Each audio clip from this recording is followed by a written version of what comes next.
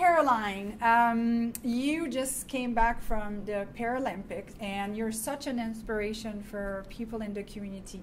I would love for you to share your story of how you got there, starting potentially with your disability, and what made you go and choose such an amazing sport, or even just, going and pushing yourself to do this.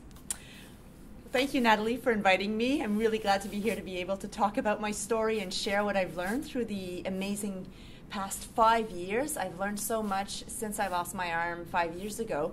And I guess the key thing for me is that there's circumstances that we face in life. Sometimes we feel that they can be terrible or dramatic, or, we may have times where we feel sorry for ourselves, but I think the best is always yet to come. And in my case, I faced challenges that I didn't think I would face, but then they brought on so many great opportunities, such as the opportunity to go to the Olympics. So I think that's the key thing that I've learned in the past 5 years. So I lost my arm as a result of bone cancer. So it was a tumor in my left shoulder blade, and amputation was the only way to treat it. Unfortunately, this type of cancer did not react to chemotherapy or radiotherapy or any other types of treatment. And when I was first diagnosed, actually, they started by removing only part of my shoulder, but unfortunately the cancer kept coming back. It recurred 2 times. So it was about 7 months until the final amputation in April 2009. And being active and exercising was always part of my life, and an important part of my life. And it was a way for me to, and I used that to be able to find some kind of peace with my new body, find a way to reconnect with myself, and also to sort of get healthier and regain some of the strength that I had lost throughout that year of surgery. So, and as I did that, I watched the 2010 Olympics for sure with great interest, and especially the Paralympics, because all of a sudden that was closer to my reality. And I thought, wow, that's kind of cool to see all these people do that. And a year later, I met 2 athletes that were visually impaired skiing on the Gatineau Park trails. And then we started chatting, and I started training with them, started going to local competitions with them, and just slowly my path was starting to get mapped out. And in 2012, I got invited by the head coach of the Paralympic team to go to a World Cup to just see how I would fare. And it ended up being a great success. That was January 2012. I earned World Cup points, which I never thought I would. And that's how really the seed was really planted. And I thought, well, maybe I can make it to 2014. Cool.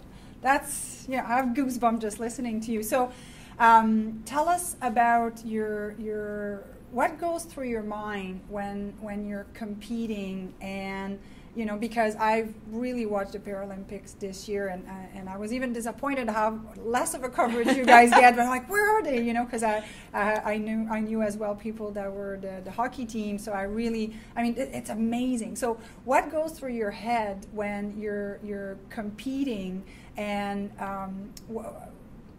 you just must have so much pride of, first of all, representing the country, and just being with other people that are fighting different challenges, because, with the Paralympics, you guys have all kind of different disabilities. So what is it like to be competing in a Paralympic? Well, competing in the Paralympics is obviously an amazing experience. It's also very humbling. Especially for me, considering that despite my age, I'm a fairly young athlete. I've been training intensively for about 2 years before the games, a little bit over that. So very humbling to be around so many great athletes that have been to many Paralympics before, those that earn medals.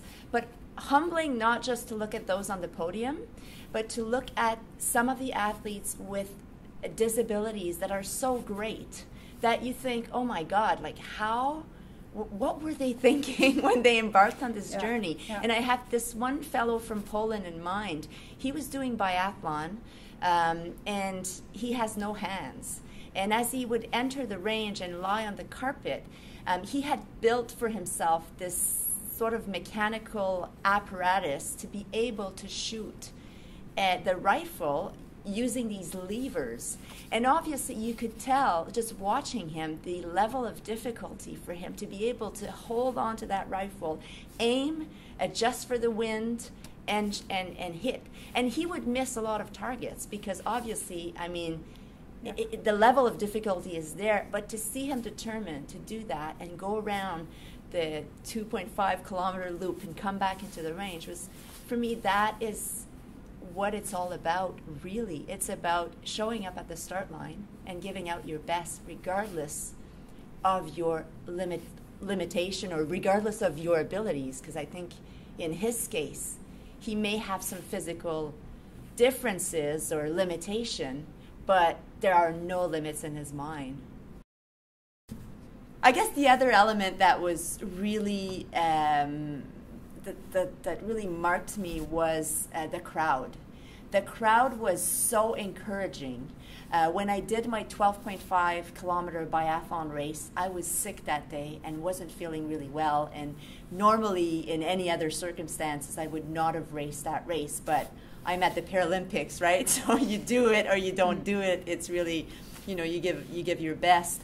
So I finished dead last, minutes behind the skier that finished in front of me. And, you know, everybody was waiting for me in the stands because it was the last race of the day. And as I'm making my way into the range, the crowd was just cheering and clapping their hands and you know, the waving flags, and I felt like I was the Queen of England, like, you know, entering the stage. You felt like you were winning, eh? I felt like I was winning, yeah. And again, like, this to me was such a generous crowd, but it also told me that really it's all about giving your best.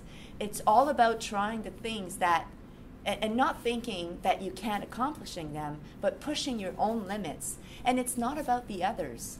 What I accomplished that day in that race was the best that I could do in the circumstances, and that's what matters. And I could have chosen not to show up at the start line, but I would have lost that whole experience of that race, and especially the crowd cheering me at the end. So I was, you know, I took more out of it than if I would not have attended. For sure, losing my arm led me to think a lot about how we perceive our own bodies, especially as a woman, where in this society, you know, it's really, appearances are really important, and as a woman, we have to be sexy, and we have to, you know, we think anyways that we have to, you know, abide by all these social criterias that are, you know, that the woman has, that the labels that women should have, or, you know, the role they should play. I thought all of a sudden, am I going to be beautiful again? Am I beautiful still? How do people, or how do men view me? How do my girlfriends view me? And in the end, it was all about how I viewed myself.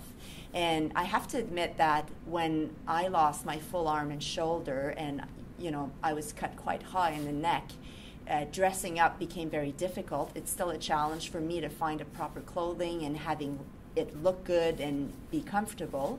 But beyond that, I remember thinking, I wish they had cut off my leg instead. And I thought that because the part that was cut off is so visible, and the interaction that we have with others is usually, you know, around the head and arms and upper body. So I thought if I had lost my leg, nobody would really see it, and I could hide it behind, you know, pants or things. It took me, I would say, a good 2 years to come to term with the body that I have now. And what I realized is the day that I decided that I could still be beautiful, and that the fact that I was different did not make me less beautiful, I started walking with my shoulders high, no pun intended, both shoulders, even though I'm missing one.